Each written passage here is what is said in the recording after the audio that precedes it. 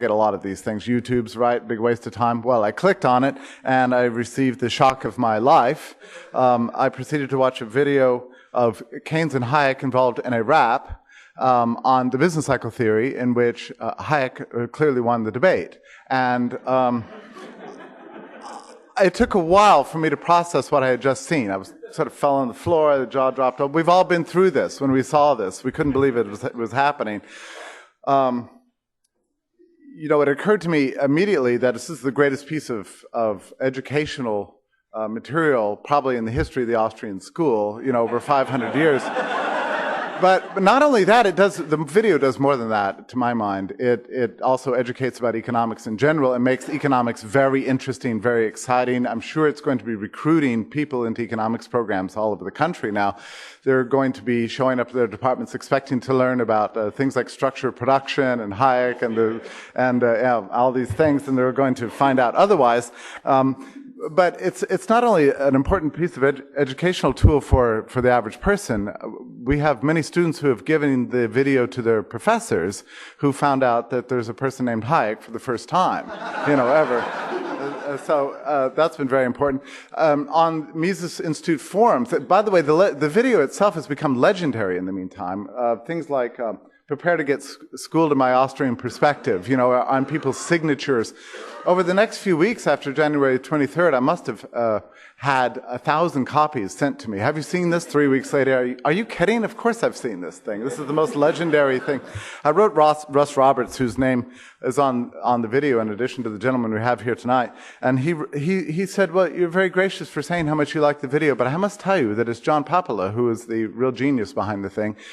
He's the one who really understands the business cycle theory better than I do, and he's also the genius behind producing the video. So, in some ways, for me, this moment of the conference represents two dreams that I never thought I would see fulfilled. One was watching such a rap video. The second thing is having John Papola here with us at the conference. It was hastily arranged. He was very gracious to come here, and I won't use any more time. I'll just introduce the man who is a superstar to all of us, John Papola.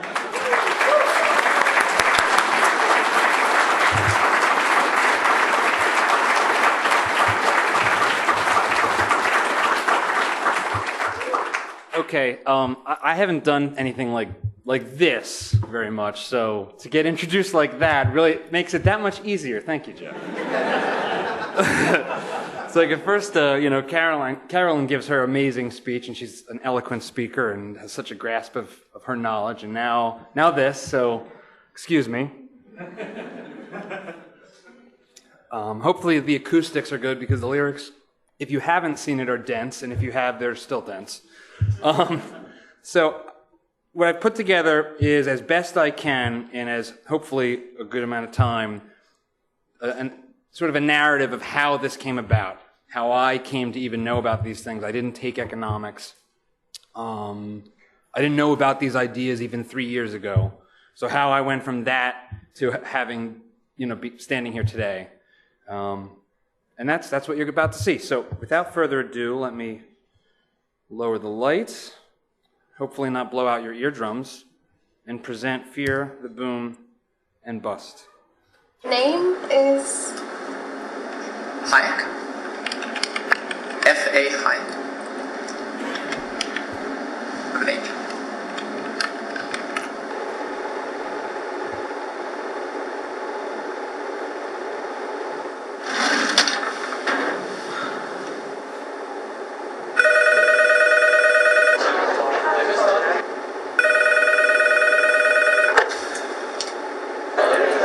Freddie. Keynes. Hey, listen, party at the Fed. Over 20 minutes. Lobby. John Maynard Keynes. F.A. Hayek. Yeah, we're opposed. We oppose each other philosophically. In the same studio. We've been going back and forth for a century. I want to steer markets. I want them set free. There's a boom and bust cycle and good reason to fear it. Play low interest rates. It's the animal spirits. John Maynard Keynes wrote the book on modern macro. The man you need when the economy's off track.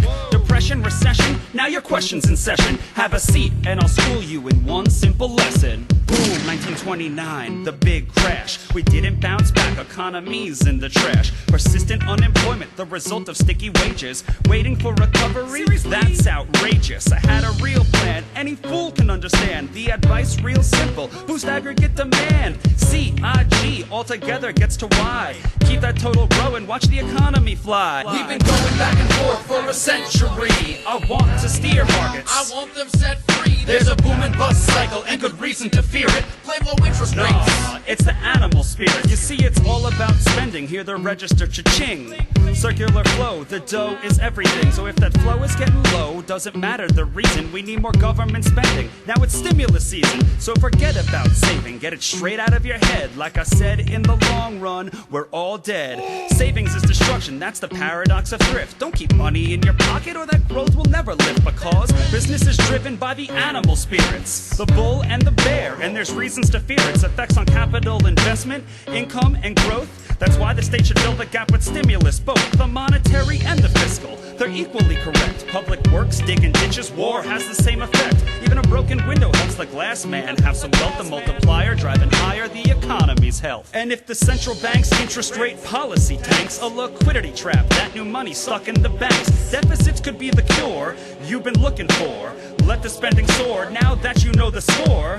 My general theories made quite an impression. Revolution! I transformed the econ profession. You know me, modesty, still I'm taking a bow. So say it loud and say it proud, we're all Keynesians now. We've been going back and forth for a century. I want to steer markets. I want them set free. There's a boom and bust cycle and good reason to fear it. I've made my case, Freddie H. Listen up, can you hear it? I'll begin in broad strokes, just like my friend Keynes. His theory conceals the mechanics to change. That simple equation, too much aggregation, ignores human action and motivation. Yet it continues as a justification for bailouts, payoffs by poles with machinations. You provide them with cover to sell us a free lunch. Then all that we're left with is debt and a bunch. If you're living high on that cheap credit hog, don't look for a cure from the hair of the dog. Real savings come first if you want to invest. The market coordinates time with interest. Your focus on spending is pushing on thread. In the long run, my friend, it's your theory that's dead. So sorry there, buddy, if that sounds like invective. Prepare to get schooled in my Austrian perspective. We've been going back and forth for a century. I want to steer markets. I want them set free. There's a boom and bust cycle and good reason to fear it. Play low interest rates. No, it's the animal spirit. The place you should study isn't the bust, it's the boom that should make you feel leery. That's the thrust of my theory. The capital structure is key. Malinvestments wreck the economy. The boom gets started with an expansion of credit. The Fed sets rates low. Are you starting to get it? That new money is confused for real loanable funds, but it's just inflation that's driving the ones who invest in new projects like housing construction. The boom plants the seeds for its future destruction. The savings aren't real, consumption's up too, and the grasping for resources reveals there's too few. So the boom turns to bust as the interest rates rise. Where the cost of production price signals relies. The boom was a binge, that's a matter of fact. Now it's devalued capital that makes up the slack. Whether it's the late 20s or 2005, booming bad investments seems like they'd thrive. You must save to invest, don't use the printing press, or a bust will surely follow, an economy depressed. Your so-called stimulus will make things worse. Just more of the same, more incentives perverse. And that credit crunch ain't a liquidity trap, just a broke banking system. I'm done, that's a wrap. We've been going back and forth for a century. I want to steer markets. I want them set free. There's a boom and bust cycle and good reason to fear it. Play low interest rates. No, it's the animal spirit. The ideas of economists and political philosophers, both when they are right and when they are wrong, are more powerful than is commonly understood. Indeed, the world is ruled by little else. Practical men who believe themselves to be quite exempt from any intellectual influence are usually the slaves of some defunct economist.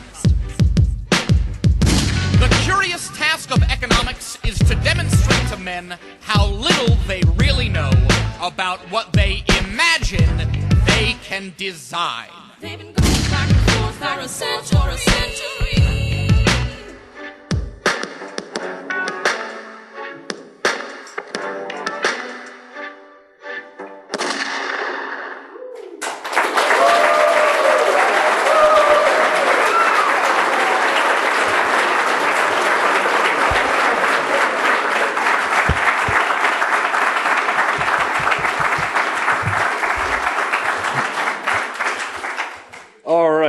that's the first time I think it took longer to set up watching the video than watching the video. So, well, thank you for that warm reception. I can't say I didn't expect it. But you are a good crowd for this video. You are the crowd. So I've already talked about all these great things I was reading that allowed me to do this as a non-economist, which apparently is an advantage if you want to make something that communicates economic ideas, perhaps. It's a dig. Talked about this good man right here, this bad stuff right here, and really underneath it all, I think what we're all worried about is that, right?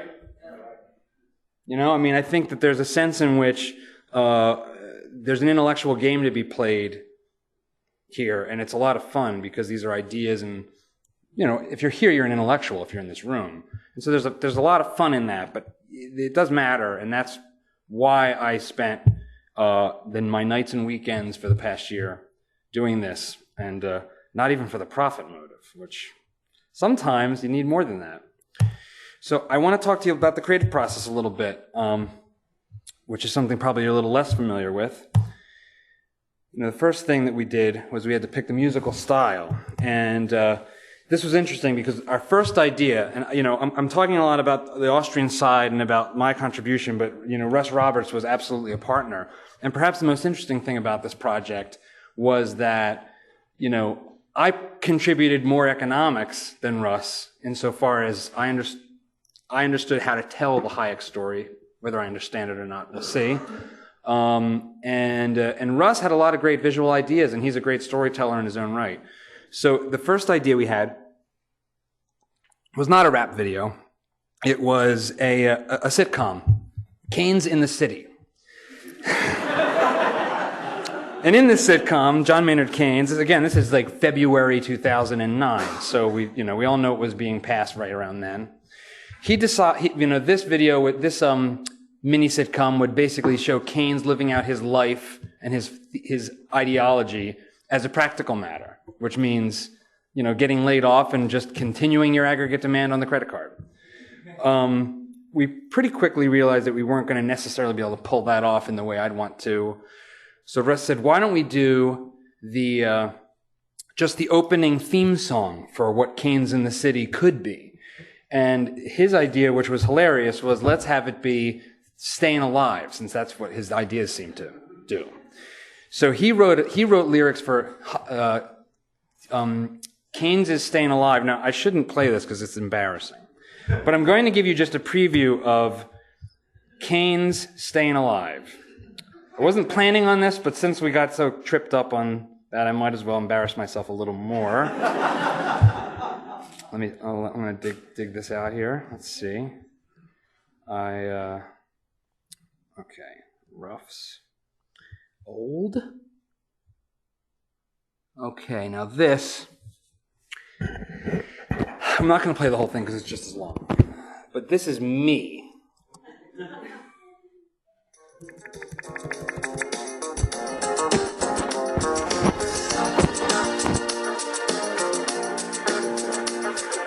I can't believe I'm doing this. But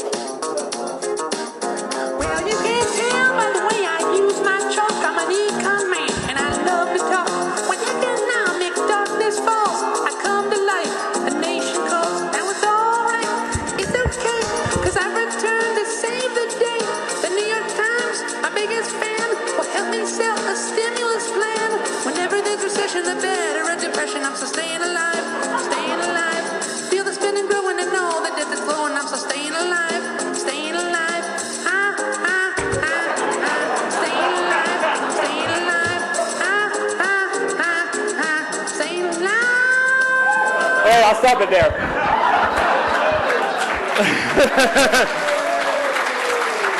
I'll stop it there. Yeah, that's a treat just for this crowd. That does not actually, that doesn't exist. Not for real. Okay, maybe it exists for real just for that 1 minute, but after that, okay. I am being streamed live on the internet. Oh, great. Okay, anyway. Am I red? Am I really red? Okay. So, being that I'm a professional, I work at Spike TV. I produce and direct commercials and campaigns for things like the Video Game Awards and Deadliest Warrior coming April 20th at 10. I realized pretty quickly that the music rights, if we wanted this to be as big as we hoped it would be a nightmare and not possible. So that put us back to the drawing board, and part of what that drawing board meant was really thinking hard about how it is that we're going to really do this enterprise of expanding awareness of what we want to say beyond the choir. Because that plays great to the choir. You guys love that. But nobody on the margin, to speak to another Austrian idea, is going to care about that. They're going to see that as just a criticism of Keynes and, okay, these guys are right-wingers that hate Keynes. So we said, the reason why I reached out to Russ was that I really thought he was a fair person, even though he's as libertarian as they come, shy of an anarchist. So we said, let's do both. We're going to let Keynes have his say. We're going to be fair to his ideas. Then we're going to smash him. But at least he will have his hearing, and no one can claim that we just hacked it up and that this is a hack job. And that might give it just a chance of being used in a school, and maybe even by someone that's not an Austrian. And so that's what we did. And we went back to the drawing board. And again, Russ, making a creative contribution, jokingly said, let's do a rap song. And he was laughing. He's not a rap guy. And I said, no, that's great. Rap's really libertarian. They're gun rights, legal drugs.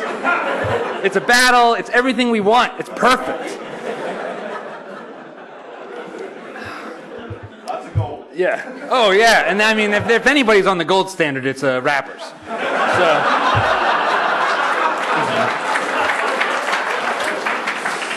So I mean, maybe from no, I think Master P has a gold-plated tank. So even though they don't wear it outwardly, but it's still a factor. There's still, maybe it's 100% reserves. Okay. So I'd never written a rap song before. I had no idea how to go about that. It's like a poem, so that was a place to start. And we had all these Keynes lyrics from my screeching first version. So we began listening to songs and trying to pick what kind of sound, and I reached out to a music production company, Blackboard 3 in New York, to help me, produce the music part, the instrumental. And then one night, after listening to Remember the Name about 150 times, just to get a sense, because it had that sort of classical element as an undertone. I wanted a sort of classical strings part, because it's, it's 1930s, back to life. I just sat down and started writing this poem, taking the lyrics, and man, the Hayek stuff came easy for some reason, because I'm a freak. It was a lot longer. There was references to, Japan's public works were a lesson in fail. Your economic theories are stale, and boom of the late 40s and 50s was tops, despite large post-war government spending drops and stuff like that. I mean, it goes on and on. And I'm amazed at how successful this video has been, considering its length. These things don't usually go 7 minutes and keep anybody's attention. So, we had our script. The next step was to cast performers, and the first thing I did was say, all along the way, my idea for this was it's got to just be a real thing. It's not a joke. These aren't joke ideas. It's not going to be a joke video. It's going to be a real song. We're going to produce it professionally with my team from Spike that I use. This is not a Spike-endorsed project, but, on a personal level. So the first thing I did was have a couple Brooklyn and Bronx rappers, like up-and-coming people, I guess, I don't know, come in and try this out. And I quickly realized these lyrics are not for these guys. It's not that they couldn't do it, but I couldn't understand it, and I wrote it. So it's like with Russ. So I turned to someone that always finds exactly what you need, no matter what, my wife. And after one day, she turned up these guys, Billy and Adam. Now, notice his glasses. I mean, I was like, he's wearing Hayek's glasses. This is crazy. It's two guys. They're white comedy rappers, and he's got Hayek's glasses. So that was sort of a little moment of providence, and they turned out to be really great people and really great partners. And I said, listen, this is a project that you're going to have to invest some time in because you're going to need to actually understand this enough to know the inflections. Though I will provide you with guidance on that, but we need to be able to get it. The capital structure is key. And so these two guys became these two guys. We rehearsed and revised and shortened, so Japan's malaise goes away. We left out the empirics, like a good Austrian.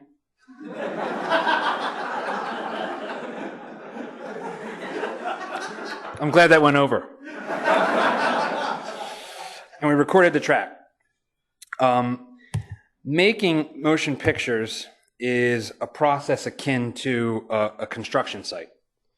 That's really what it is. It's, you have to scout your locations. You have to secure the crew. It's all logistics. It's not flashy at all. It's me doing that. It's me driving around a box truck in the snow to pick up and drop off gear. Some of the most important which is bags of sand that you actually put on the light stand so that they don't fall over and kill somebody. And a very large, relative to this project, crew came together on this, which was not a surprise, but in some ways was a surprise, because this is criticizing the mainstream. This is criticizing good old Obama and his stimulus plan. It's not the kind of thing that you'd expect to get a lot of support from the creative community, even if they're my friends. And I think perhaps my outlook on how to approach these things is guided by how kind my friends are, even if some of them are socialists. So the next step is to edit and animate the graphics, the color correct it, put it together, the post-production process. You got a unfortunate and unplanned preview of how that happens. And then we were done. I'm going to give you one other preview. Just, again, part of a little bit of a window into the process, and a preview of what Russ and I are hoping to be a contest that will be hosted on Econ Stories. And that is, it's your turn to make the Hayek and Keynes rap. So here is an early green screen cut. So obviously not. Yeah, we're opposed. We oppose each other philosophically. In the same studio. We've been going back and forth for a century. I want to steer markets. I want them set free. There's a boom and bust cycle and good reason to fear it. Blame low interest rates. It's the animal spirit. So you can see sort of where that starts. That we're going to post that video online and basically put a call out to all of the creative people in the world to reimagine this project. And the qualification will be it has to illuminate further. It cannot denigrate. But I'm sure we'll get plenty of that too. It's all right. And so I'm going to just wrap this out. Maybe over my time with a little slideshow. So the little still camera. This was filmed on a $1,600 still camera, the Canon 7D, which in and of itself is sort of a miracle. And a part of why that was done is because actually within the sort of the creative community, it was a new gadget. So it was like anything that can generate buzz. I'm going to shoot on the latest camera and do it in this new way with this new camera that'll help, maybe get people to spread the word. So you can see some of, what went into it. There's my buddy Josh who edited the video. There's me rigging lights, our cast. This was a 16-plus hour day. It started at 12 o'clock on the 20th and went to 5 or 6 o'clock in the morning on the 21st.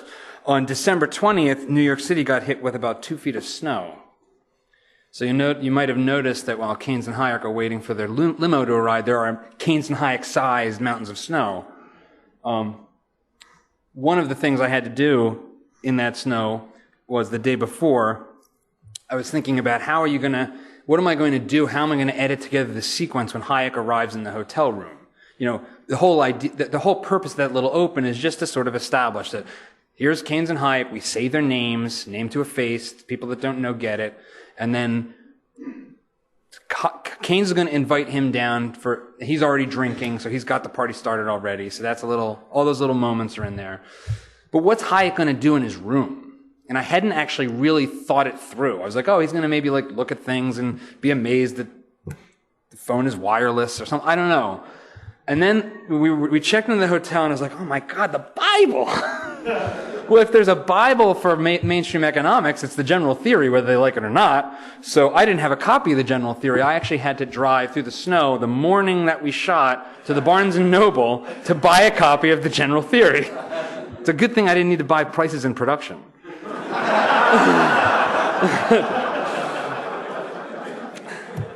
Man, only this crowd can these jokes work. So, all this work, all this effort, this entire narrative, my entire life, I forgot to mention that, again, the only reason why music was done at all was because while I was coming home and spending all my time reading Mises.org and talking about the evils of the minimum wage and, you know, all of this good stuff, my wife was like, this is the most boring thing. I can't believe this is what you're so excited about. If you're going to do this, it has to be music, because that's the only way people can get into something this boring. So, even in the middle of like the collapse of the economy, it's still boring. So my wife is also responsible, aside from finding the talent and helping to find the locations and being a co-producer on the project. It probably wouldn't have been music without her, and it probably wouldn't have been successful without music. So, a lot of its impact goes to my wife, Lisa. So as you've probably seen, yes.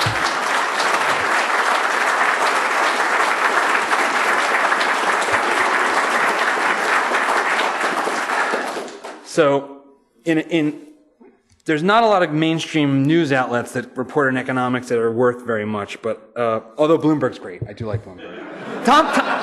Tom Keene on The Economy was actually one of the podcasts I was listening to, although he's obviously a Keynesian. But NPR's Planet Money team is pretty amazing, and Russ had a relationship with them.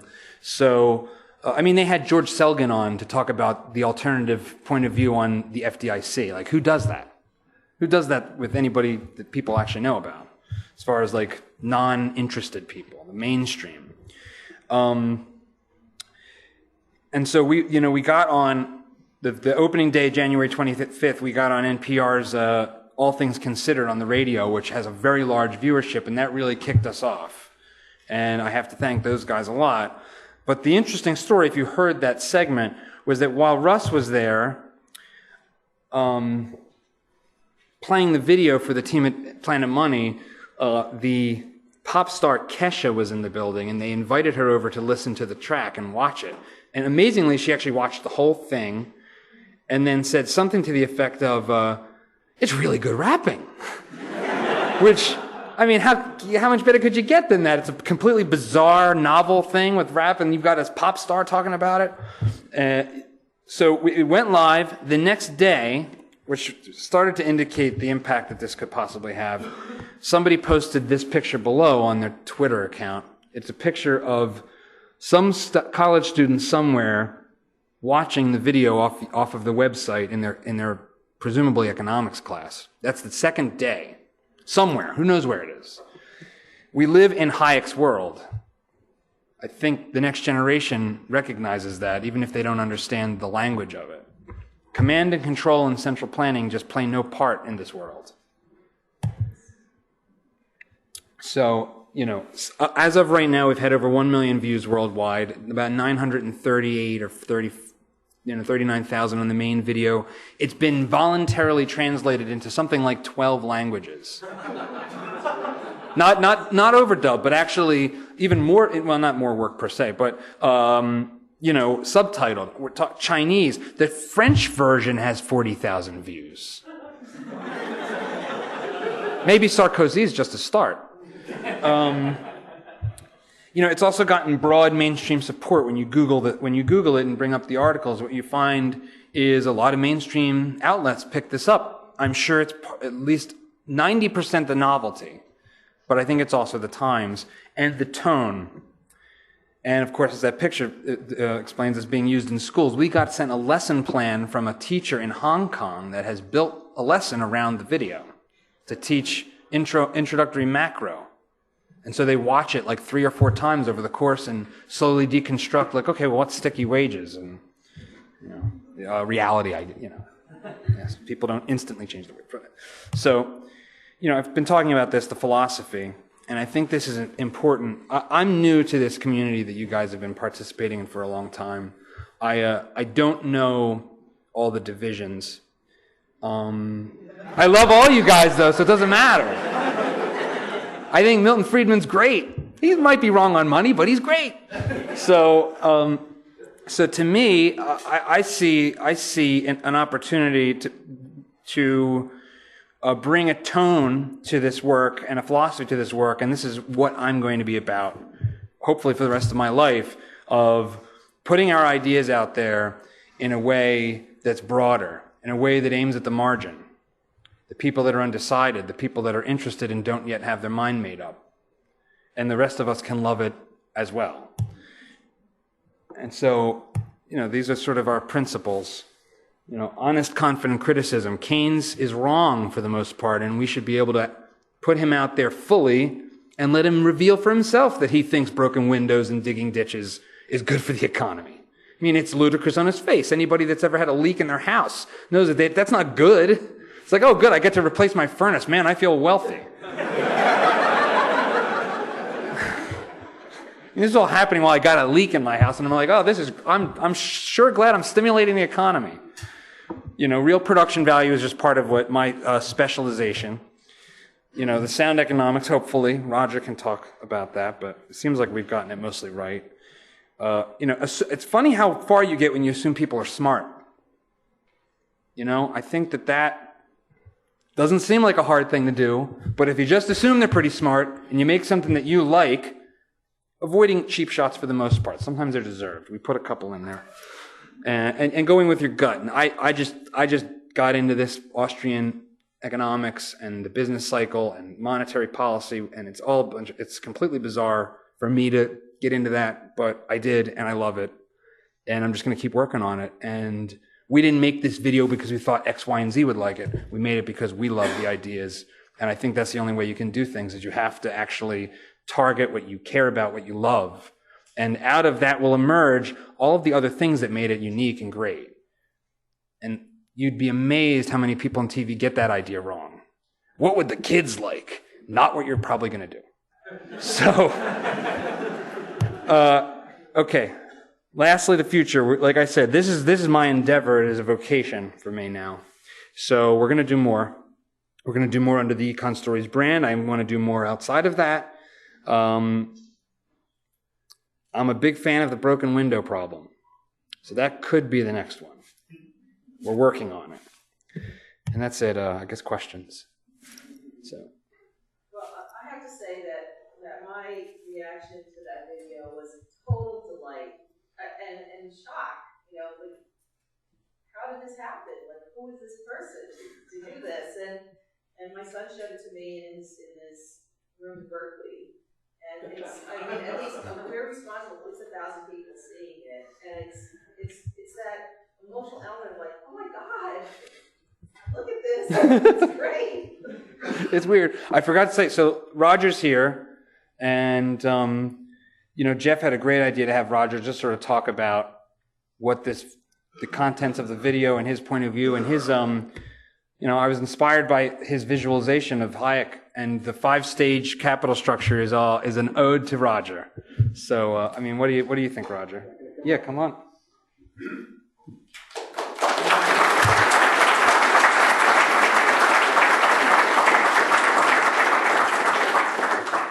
I wrote up notes for this comment a couple of days ago, and then found this morning I rewrote them all together. While John was talking, I rewrote them once again. In fact, the last thing I wrote is, never follow John Papola to the podium.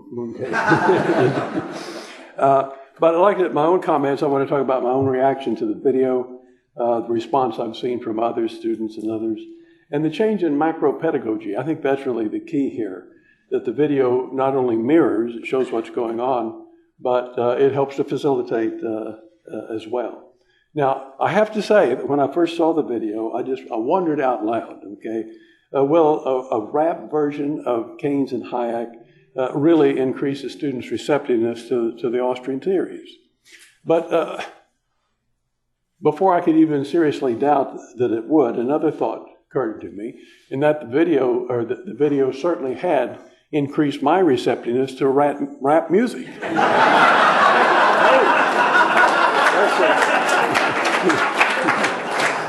So that's my half of bridging the generation gap. I know for me, rap music is something like opera, in the sense that you have to already know the story before you can watch and listen. And so, well, okay, I know the story of the Austrian theory of the business cycle, so I could watch and listen and enjoy it, even if it's rap. Okay, I like it. Now, if you look at the other half, it's college people who don't know the story, but they already like rap video. Well, hey, it's a win-win situation. Okay, they got it made. They can enjoy it, listen to the words, and get the story. Now, I have to say, I particularly like the treatment of the bust as the hangover that follows the excessive drinking. I have to say, my favorite part of the video is that toilet bowl scene. My wife says I've always been a sucker for bathroom humor anyhow, but it's a great scene. And yet there's a deeper meaning to it that I'm sure that John and Russ are both aware of, and that is Paul Krugman has become infamous for disparaging the Austrian theory by calling it the hangover theory. And Papola and Roberts boldly and correctly embrace the analogy and thereby turn Krugman's ill-tempered critique into very effective pedagogy. So I applaud them for that. I think that's a great part.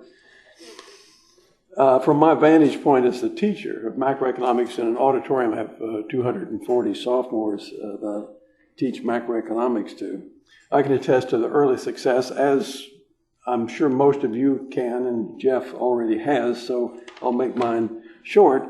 I was certainly pleased to get an email from John Papola not long after the video came out, but it turns out I, like so many others of you, I'm sure, had already gotten several emails and continue to get more and more, and they continue coming even today from colleagues and former students sending me links to the video. And soon enough, I started receiving emails from my own students in the current semester. And I'm still talking about Keynes in that course. And so I've mentioned Hayek a few times, but that comes later. But my own students are sending me links to this video. I've never had anything like that. They don't send me links to anything. They don't send me anything. But there it is.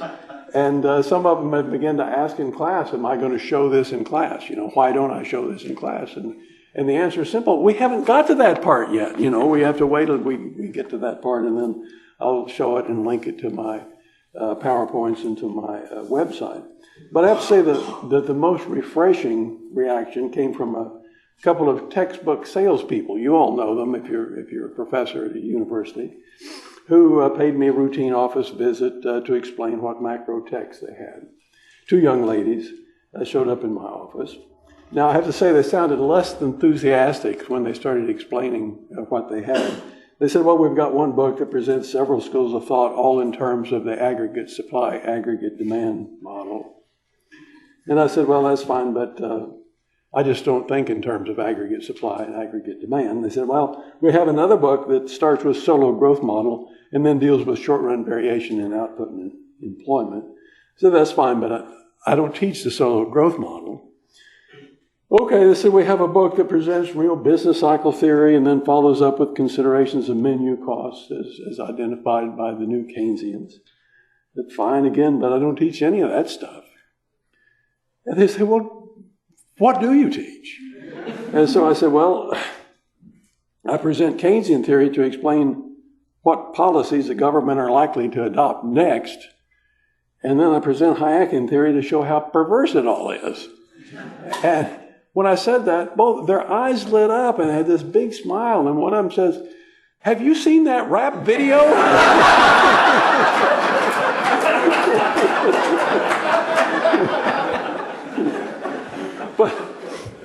they couldn't have it. They didn't have a book to offer. You know, I mean, so that was a great experience. Now, if you look at the pedagogy, and I'll make this short. I know we're running short of time, but the debate used to be centered on rules versus discretion. Some of you are old enough to remember those days. That was Friedman and Heller, Friedman, monetarists and Keynesians. We abide by rules, or we have discretionary changes in macro policy tools and so on. And later it evolved into all about expectations. Are expectations static? Are they adaptive? Are they rational in some sense or other? So we've gone through all of that. And even today, a lot of that stuff is relevant. Certainly, Friedman's quantity theory of money is relevant. MP equals PQ still. But as time goes by, as semester follows semester, I find that I teach less of that. In fact, I use it mainly as a little interlude between the Keynesian theory and the Hayekian theory. The contrast there is the same one that's in the video. It's really a contrast between markets don't work, Keynes, and markets do work, Hayek. And that's the pedagogy that at least my course has evolved to, and I think it's happened elsewhere. That's perfectly captured in the video. So I applaud the makers for that. Thank you.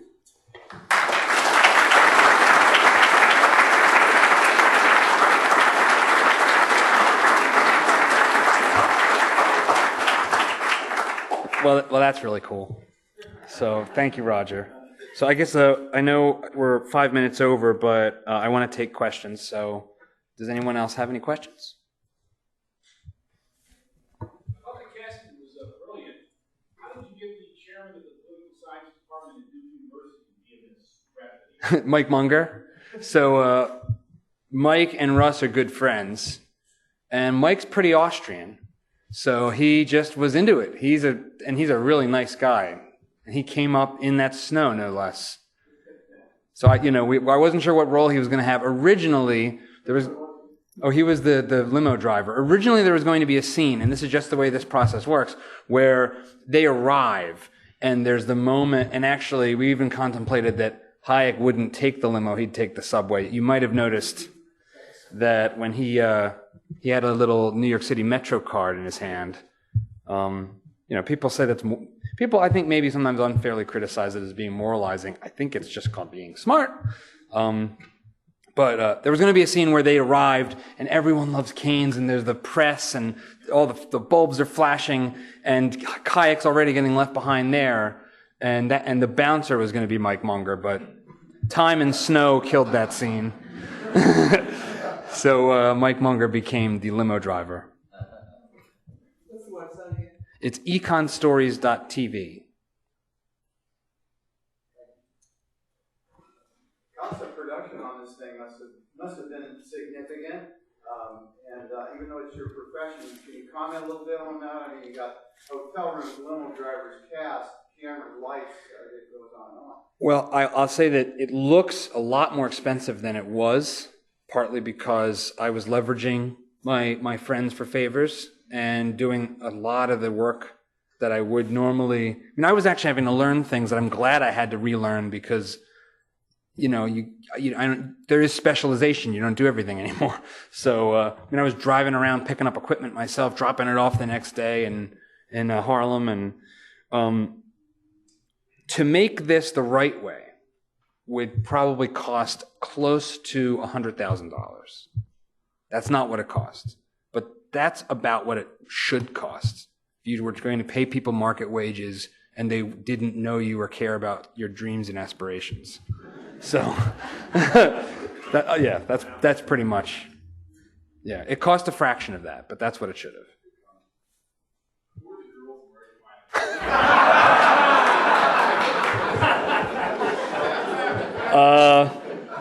New York City casting agents have a lot of resources. So, How did you monetize it? There hasn't been monetization yet. I think, my vision for this is I'd like to destroy the circular flow and banish it from thought. It's an awful, awful place to start. I'm glad I didn't learn it, because had I, it probably would have trapped my mind in a fallacy. So if there's a business model out of this, because it needs to be free, everything we do needs to be free for the sake of the main goal, which is advancing Hayek. 1 million views wouldn't have happened if we were charging. So, but you make really compelling content that happens to have some Austrian stuff in it. And I think a lot of teachers, and we've seen that with this, even if they're not Austrians, they can't help but use it because it's like, it wakes their students up. So I want to basically lure all of the educators in this planet to use Austrian-laced content to teach their classes. It's going to be it's a stated goal, but it's still going to be a drug. Our sales of Hayek books have gone way up since the video came out. Really? Yeah. Can I ask about what about the music rights? What did you end up doing about that? Well, this is a completely original track. So, and we actually negotiated sort of because even music is a weird. Music's still, even when it's original, unless you're gonna pay enough to buy all the rights outright, it's a unusual thing. So we worked out an arrangement with the composer to share whatever profit may come and etc. But it is our track. It's I don't think it sounds quite like anything. I'm sure it sounds like something. There's only so many chords, but you can't quite patent them yet. You almost can. So. Anything else? All right, well, thank you so much.